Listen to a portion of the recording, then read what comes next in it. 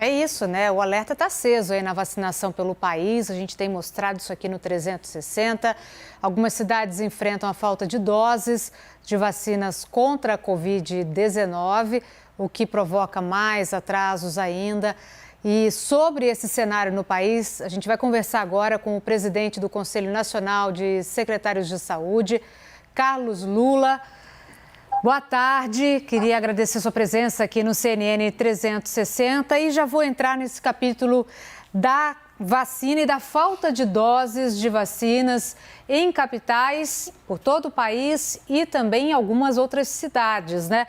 Agora, a gente viu a Pfizer entregando 1 milhão de doses, a Fiocruz com 6,5 milhões de doses de entrega e mais 600 mil doses do Butantan. Você acha que a gente agora vai começar a normalizar, dar um respiro novamente no nosso sistema de imunização aqui, ou no nosso Programa Nacional de Imunização, ou ainda não, a gente deve continuar ainda com escassez de doses nas cidades? Boa tarde. Boa tarde. Felizmente, eu tenho me tornado nos últimos meses um mensageiro de não boas notícias, né? Eu gostaria de dá-las de maneira positiva, mas eu acredito que ainda vamos ter, pelo menos nos próximos 60 a 90 dias, muita dificuldade na vacinação. Esse cenário da gente ter apagão de vacina, da gente ter algumas cidades sem conseguir vacinar e faltar D2, isso ainda deve continuar pelo menos pelos próximos 90 dias. A gente tem um estoque limitado de vacinas.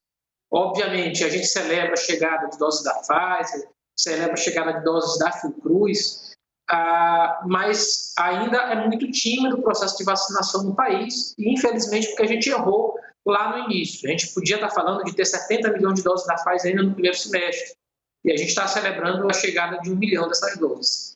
Infelizmente, nada aponta que até julho a gente tenha aceleração de fato considerável desse processo. Eu acredito que depois de julho, quando provavelmente a vacinação nos Estados Unidos termine, aí sim a gente deva ter uma condição de vacinar de modo mais acelerado o país. O que acontece hoje é que a gente tem uma capacidade de vacinar mais rápida do que tem dose a receber. E aí vai acontecer isso. Vão ser cada vez mais comuns cenas como essa de faltar dose para vacinar e a gente ter de paralisar o processo de vacinação. Secretário, Daniela Lima aqui falando com o senhor também. Se você chegou agora, Carlos Lula, ele é presidente do Conselho Nacional dos Secretários de Saúde e é secretário de Saúde do Estado do Maranhão. Secretário, queria saber na prática como é que vocês estão enfrentando o dia a dia. Por exemplo, se a pessoa tomou a primeira dose e perdeu o prazo para tomar a segunda, qual é a orientação? A imunização fica comprometida? A gente tinha dados para saber exatamente o que pode acontecer com quem vai tomar a segunda dose depois do que era recomendado por falta de vacina? Então, a gente tem conversado muito com o Ministério da Saúde e a gente está esperando uma posição da Anvisa a esse respeito, porque em muitos casos vai extrapolar o prazo para o recebimento, sobretudo da Coronavac. Então, a gente está esperando a posição da Anvisa a esse respeito. E, de outro lado, a gente tem manejado os nossos estoques para tentar evitar que isso aconteça. A gente acredita que seriam precisos quase 400 mil doses só de D2 da Coronavac, que seria um número entre 400 e 500 mil doses que a gente precisa no Brasil hoje, diante dessa falta, né, da falta da segunda dose em muitas cidades. E a gente tem manejado, a gente recebe de cada lote em torno de 5%, que são lotes que a gente maneja para perda, na verdade, de doses. E a gente está utilizando parte dessa perda para tentar entregar aos municípios e diminuir aí esse problema. Mas, de fato, é um problema. Hoje, na madrugada, às mais ou menos 11 da noite, me chamava o secretário municipal aqui de São Luís, a capital do estado do Maranhão, apavorado que ele não teria condição de iniciar a vacinação hoje. Então, a gente conseguiu fazer uma entrega de parte dessas doses, mas muito provavelmente a gente não vai conseguir fazer para o final de semana. Isso se esgota ainda hoje, na sexta-feira. Infelizmente, a situação que a gente tem no Brasil inteiro. Secretário, a gente fechou essa semana o número de 400 mil mortos aqui no Brasil. O senhor chegou a falar, né, que houve uma ausência de coordenação centralizada e que isso seria aí um dos motivos para esses 400 mil mortos. O que exatamente o senhor quis dizer com isso? Bem, eu me referia propriamente ao conflito interfederativo que a gente teve no Brasil. A gente tem um desenho de federação complexa na Constituição, que concede competências concorrentes em termos da política de saúde pública a municípios, aos estados e à União Federal, mas nunca, em nenhuma hipótese, em nenhuma situação, por mais que a gente tenha enfrentado nesses anos de SUS, de 88 para cá, a gente teve um conflito do tamanho que a gente está tendo agora.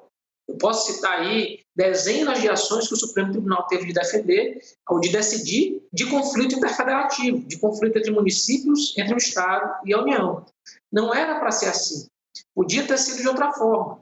A União ela tem o poder de coordenar a política de saúde. Foi isso que a gente pediu desde o princípio. Não dá para a União tentar coordenar e passar a comunicações diversas. Não dá para o Ministério da Saúde dizer que é para usar máscara e o presidente da República sair no meio de aglomeração sem máscara. A mensagem que a gente tem que passar para a população é unificada.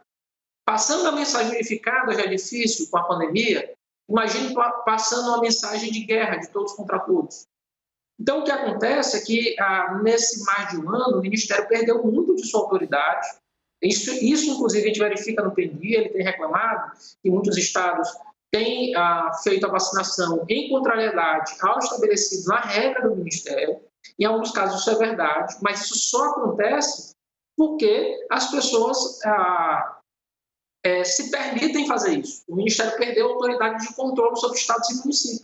Então, se a gente não tem um comando único da pandemia, se a gente não tem um enfrentamento conjunto e unificado com políticas públicas juntas, estados, municípios, União, fica muito difícil a gente combater a Covid-19. Há medidas duras que a gente tem que tomar e que teriam que ter tomadas em conjunto. E a gente aproveitou fazer disso um palco e uma guerra política sem precedentes na nossa história.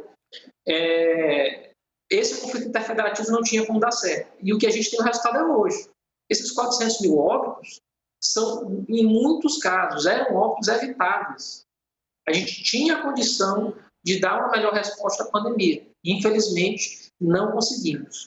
A gente está falando de 400, muito provavelmente a gente chega até o mês de julho aos 500 mil óbitos, porque a gente diminuiu a aceleração, diminuiu o número de óbitos diários, mas a gente está ainda num patamar muito alto, mais do que o dobro da primeira onda. Isso nos leva a crer que a gente desacelerou num ritmo muito menor do que a gente achava que ia desacelerar e que a gente vai continuar tendo muitos óbitos pelos próximos meses. Isso é terrível. Falar de 500 mil de mortos em razão de uma doença só no país, isso de fato é uma tragédia. Perfeito. Está aí Carlos Lula, ele traz um olhar nacional porque é presidente do Conselho Nacional dos Secretários de Saúde. Muitíssimo obrigado, desejo a melhor sorte ao senhor e aos colegas também que estão enfrentando essa crise e manda parabéns para o governador, que eu sei que hoje é aniversário dele. Obrigada, secretário.